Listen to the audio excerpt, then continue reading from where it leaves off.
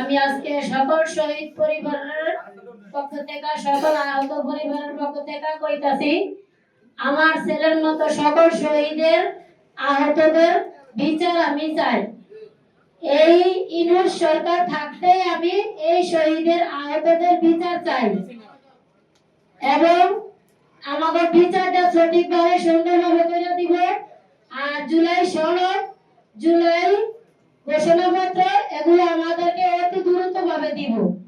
আর এগুলো আইনি ভিত্তিতে দিব, যেন আমরা বাংলাদেশে নিরাপত্তা জীবন ভাবে বাঁচতে পারি, এরকম ভাবে দিব, করে সুন্দরভাবে বাঁচার মতো দিব। এবং ডাক্তার ইউনূস স্যার থাকতেই দিব, না দিলে আমরা জীবনের কোনো আঙ্গ নিরাপত্তা নাই, আঙ্গ জীবনের কোনো ভবিষ্যৎ নাই। আঙ্গ ছেলে তো গেছে, এখন যদি এই ইউনূস সরকার থাকতে করে এই জুলাই সনদ, জুলাই ঘোষণা না পত্র আইনি ভিত্তিতে না করে দেয়, তাহলে আমাদের জীবনের কোনো নিরাপত্তা নাই।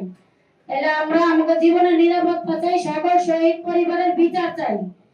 অতি প্রথমে সকল শহীদ পরিবারের বিচার করে দিব ডাক্তার ইউনূস স্যার থাকতে, আর আহতকে বিচার করে দিব। আর আমরা জুলাই সনদ, জুলাই ঘোষণাপত্র অতি দ্রুত ভাবে দিব এবং আইনি ভিত্তিতে দিব। এতটুকু বলে আমাদের বক্তব্য শেষ।